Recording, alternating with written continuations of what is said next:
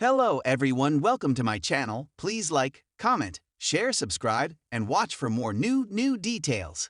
In the aftermath of a significant electoral loss, it is common for pundits, commentators, and political observers to scramble for explanations. In the case of Vice President Kamala Harris's defeat, or, more accurately, her inability to secure a clear majority of support in an election, many have jumped to conclusions, pointing fingers at various groups and figures in an attempt to make sense of the outcome. However, John Oliver, host of Last Week Tonight took a different approach during a recent segment, urging viewers to resist the urge to blindly assign blame to certain individuals or demographics. With his signature blend of humor and insight, Oliver dissected the various scapegoats that have emerged in the wake of Harris's loss, namely Joe Rogan, young men, and Latino voters, while emphasizing the complexity of the political landscape and the need for a deeper, more nuanced understanding of why certain candidates fail to secure widespread support. The rise of scapegoats. Oliver's segment began by addressing the pervasive nature of post-election blame culture. Whenever someone loses, he quipped, there's always a need to find someone or something to blame.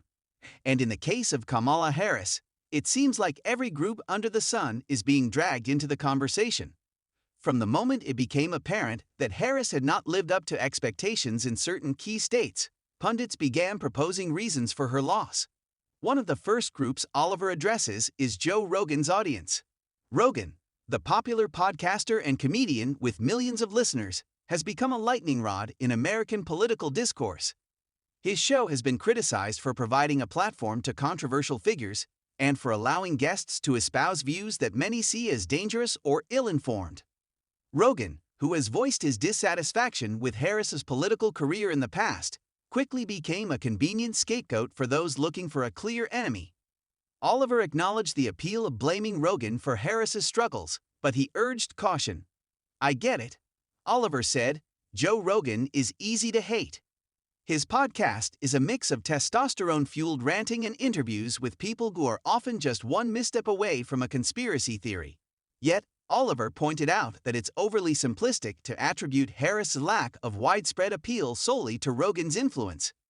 "We live in a fragmented media ecosystem now," Oliver continued, "where people are exposed to a myriad of voices. Blaming Joe Rogan for an election loss is like blaming a single raindrop for a flood. While Rogan's audience is undoubtedly large, the idea that it could singularly decide the outcome of a national election is a stretch." Young men, the new boogeyman? Another group often thrown under the bus in discussions about Harris' loss is young men, particularly those under 40. It has been well documented that Harris struggled to connect with a certain demographic of younger voters, particularly in key battleground states.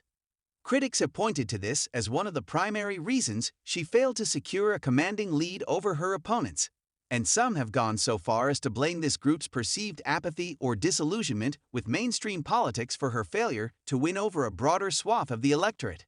Oliver took issue with this assessment, recognizing that young men, especially in recent years, have become a convenient scapegoat in political discourse. The idea that young men are a monolithic group that all thinks the same way is, well, it's kind of absurd, he argued. If you think that every guy under 40 is just a lost cause for a candidate like Kamala Harris, then you're missing a huge chunk of the picture. While Oliver acknowledged that Harris struggled to galvanize the youth vote, he emphasized that this demographic is incredibly diverse, and there are numerous reasons why some young men may have been less likely to support her. In fact, Oliver pointed out that it's not just young men who are disillusioned with the political system. Many young voters, in general, have become increasingly skeptical of the promises made by mainstream politicians. It's not just a men thing. Oliver said, young people, regardless of gender, are increasingly cynical about the political establishment, and rightfully so. They're looking for change, not more of the same. So it's important to consider why they're turning away from certain candidates, rather than just blaming them for being indifferent. Oliver's analysis shifted the focus to the broader dynamics at play in modern politics. It's easy to blame the youth for not turning out in full force, but we've got to ask, why didn't Kamala Harris resonate with them in the first place? Is it just that they're too apathetic? Or is there something about her campaign and messaging that failed to connect? The Latino voter dilemma. Perhaps the most contentious issue in the aftermath of Harris' loss has been the role of Latino voters. Over the years, Latino voters have become an increasingly important demographic in U.S. elections, with many political analysts viewing them as the key to winning swing states such as Florida and Arizona. However, during the election cycle that resulted in Harris's loss, exit polls revealed that Latino support for her was lower than expected. Some pundits were quick to argue that Harris had failed to appeal to this vital demographic, with many placing blame on specific cultural or political factors, such as her perceived distance from the Latino community or the shifting political landscape within Latinx communities.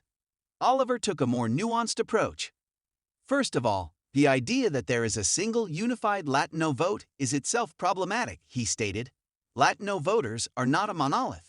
They come from a wide range of cultural, economic, and political backgrounds, and their concerns vary greatly. He pointed out that the political preferences of Latinos in the United States are shaped by a variety of factors, including country of origin, immigration status, generational divides, and issues like healthcare and the economy. You can't just look at a Latino voter and assume they think one way. It's a massive mistake to group everyone into the same category, and yet, that's exactly what happens when we talk about this demographic. Oliver also highlighted the fact that the political landscape for Latinos in the U.S. is changing. While the Latino vote has historically leaned left, especially on issues like immigration reform, Oliver noted that a significant portion of Latino voters have shifted their political allegiances in recent years, particularly in Florida and Texas. We can't ignore the fact that Latino voters in places like Miami-Dade and the Rio Grande Valley are increasingly conservative, he pointed out. If Kamala Harris struggled in those areas, it's not because she failed to reach out to Latinos. It's because the political realities of those regions are very different from what we might expect. Complexity, not simplicity.